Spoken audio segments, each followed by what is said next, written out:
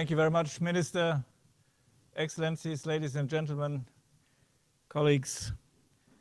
On behalf of the European Investment Bank, it is a great pleasure to welcome you here today. And I thank the Portuguese hosts for the enormous hospitality extended to all of us. It's a pleasure also to be back to Lisbon. It has been a privilege for the EIB to work alongside the Portuguese presidency of the Council of the European Union in putting this forum together.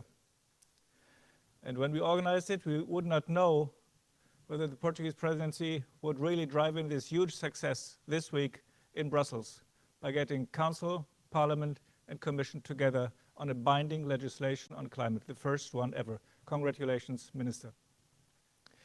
Today's event is the culmination of a month-long series of green talks, where, under the leadership of the Portuguese presidency, we have engaged in 25 conversations organized in different locations, from Addis Abeba and Harare to Dakar and Maputo, from Rome to Helsinki.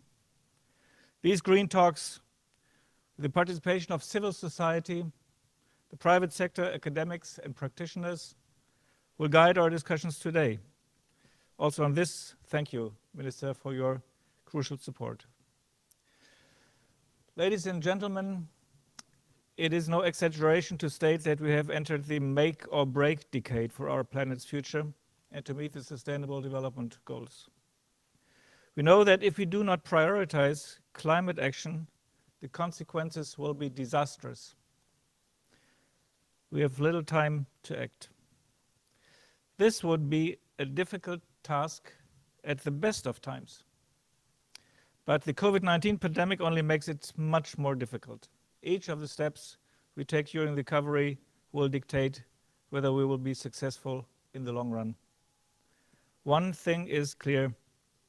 Success in this process requires buy-in at a global level, and the renewed commitment of the US on climate is certainly good news.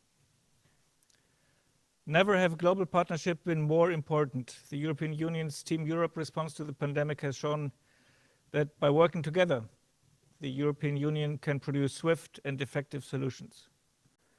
The European Investment Bank, as the EU bank, has played its role in this team with great pride. I look here at the example of the COVAX program to ensure fair and equitable access to vaccines worldwide.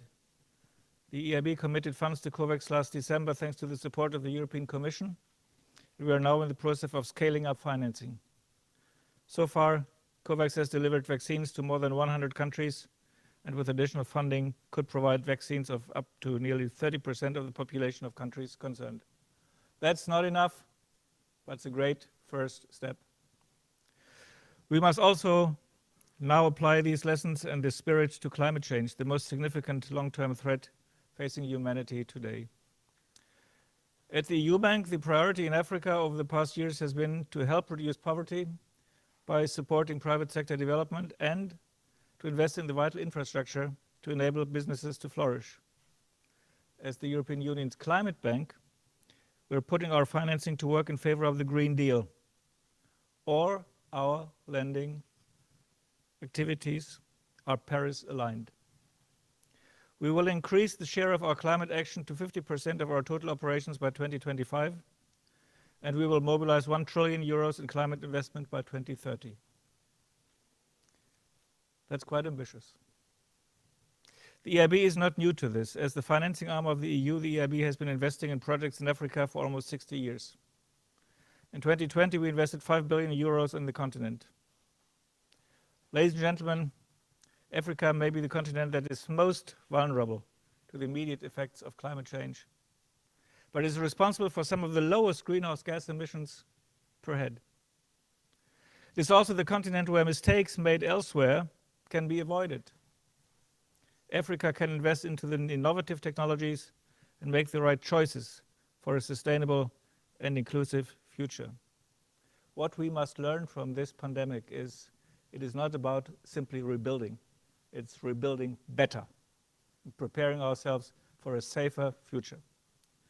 The potential for energy generation from renewable resources in Africa is enormous. At the EIB, with our partners, we have financed many projects in these fields. The Ouarzazate solar complex in Morocco is enormous, producing enough electricity to power a city of 350,000 inhabitants. The Luke Turkana wind farm in Kenya is on a similar large scale. In Gambia, the EIB, the World Bank, and the European Commission are supporting a solar energy program that includes a power plant and distribution lines, but also includes a component to provide off-grid solar for rural healthcare facilities and schools.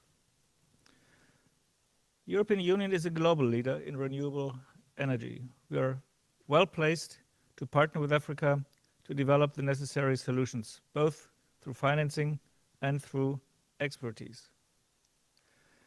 And we must learn that we must never differentiate our activities in the field of innovation, climate, and development. These three dimensions belong together. And we are also able to do more than these flagship operations. The EIB also invests in off-grid solar kits that can bring essential power to individual households in Chad, Mozambique, Uganda.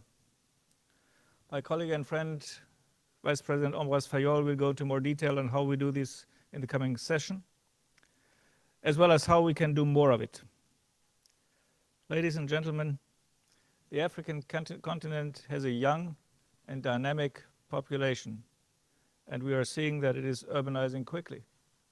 Investment needs are huge, and the bank is working with different partners to provide proactive support to build projects from the ground up, incorporating robust climate risk assessment.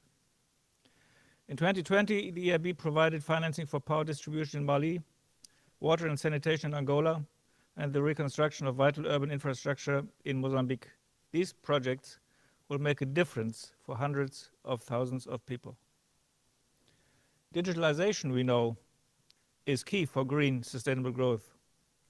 In this field, Africa is full of incredible ideas that deserve to be supported, and we will hear more about it in a later session today. Ladies and gentlemen, investment at an unprecedented scale is needed to ensure a green future for Africa. To achieve this, we need to work together. I'm glad President Adesina of the African Development Bank, our good friend, is with us today. Last year, our two institutions, the African Development Bank and the EU Bank, signed a joint action plan to work together even more closely in the coming years. We will concentrate on financial inclusion and empowering women, climate action, digitalization, and developing skills for young people, as well as access to health services and products. Let me thank you very much for your attention. And once again, let me especially thank the Portuguese presidency for its leadership in putting together today's important event. I hope you find it thought-provoking and stimulating, and I'm sure it will lead us to more action, working together. Thank you very much. Obrigado.